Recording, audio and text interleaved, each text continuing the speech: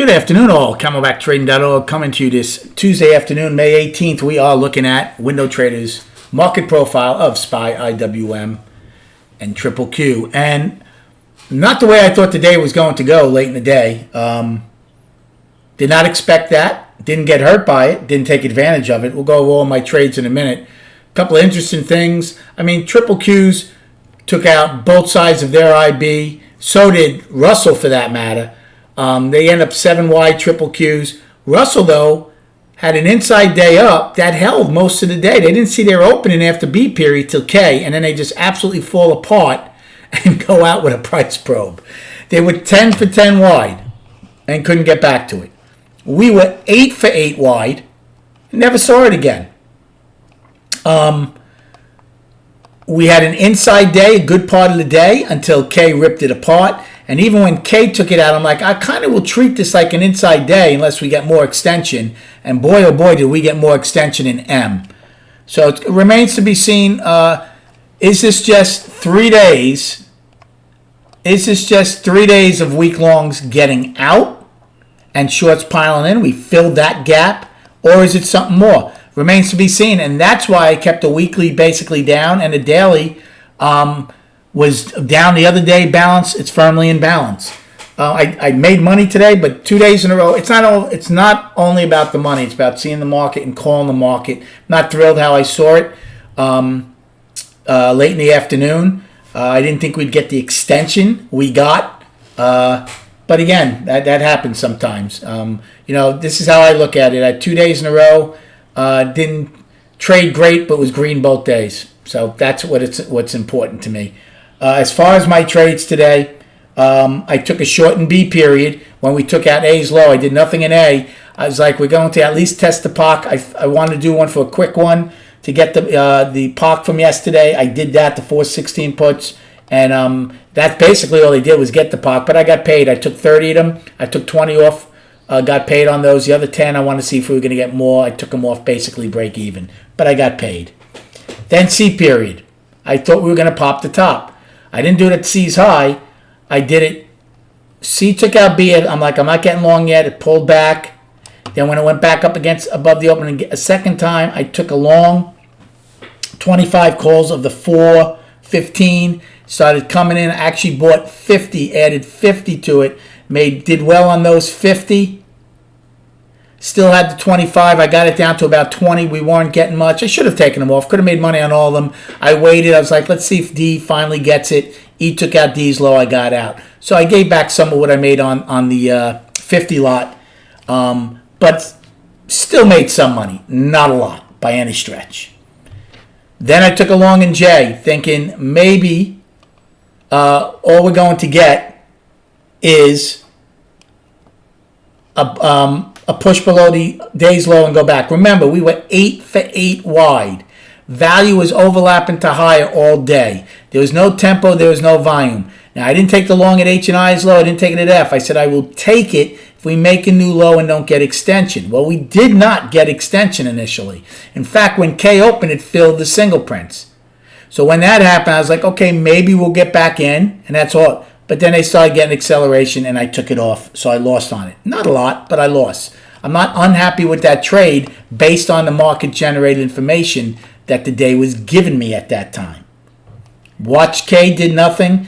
For most of it, started going back up. I told the room, I'm like, we got into the gap, but we got back in. I scalped one short for money. Then I took another short. It was going against me.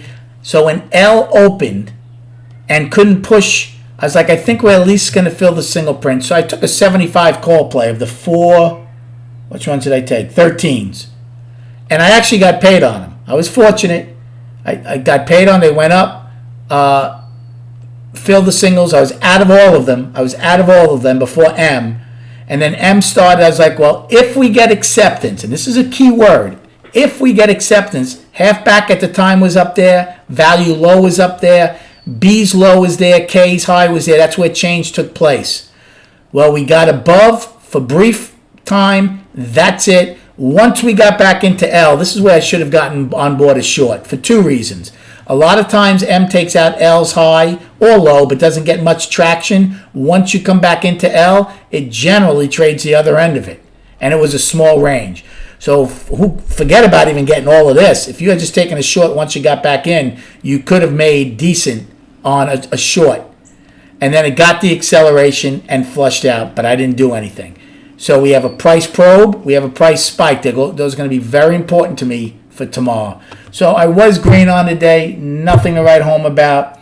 But I guess more importantly is I'm not thrilled about, hey, look, you're not going to always be right. So the bigger thing is I didn't get stubborn and say, well, I'm going to be long, 1,000 calls. So, okay. Destinations for tomorrow. So for the upside, in fact, I got to write the new low in. I did not write that in. I apologize. Let me just write in the new low for today because I had done my homework and then M really flushed out. So the price probe, K's low, 413.10 is our first upside destination. That's where we probe from. We don't know if it's accepted or rejected until tomorrow. Then the price spike. We never really got back into it. B's low, 414.46. That's really important to me. Then I'm using I's highs, the afternoon rally high at 415.49. I'm not using 8 wide. I use 9 wide or more. Then we have today's high at 416.06. And you should have the rest of the upside.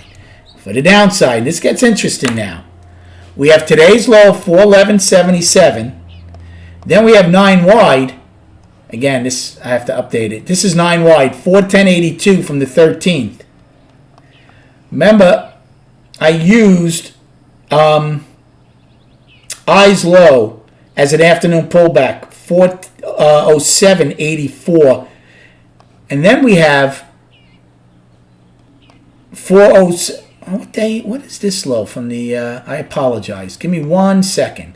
What was the 13th low there? I didn't carry that over. 407. Let me just see. I apologize. Let me get that low. 407.02. I wrote it down wrong. 407.02. And then we don't have anything to 404. Well, it's 79. Remember, we had that bad tick that day. So 404.79.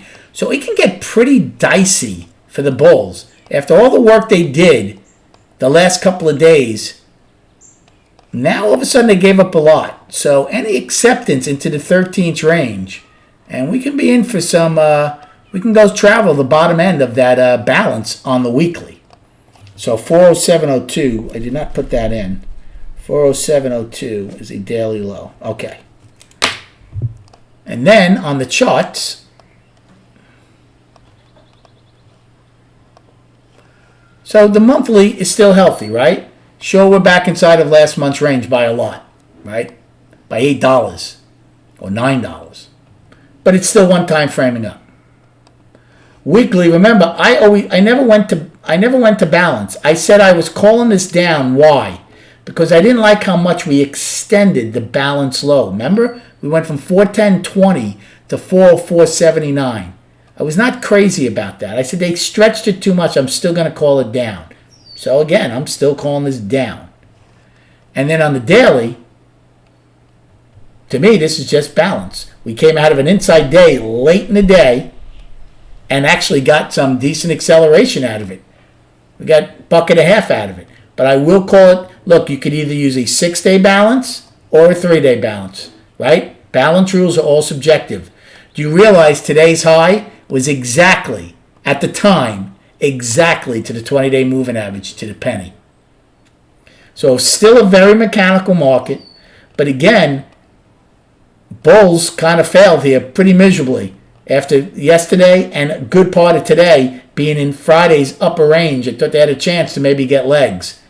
So they better recover tomorrow or there's a good chance we will finally go test that 50-day moving average at some point. I hope you had a good day trading. Have a great night, and we'll speak prior to the opening tomorrow.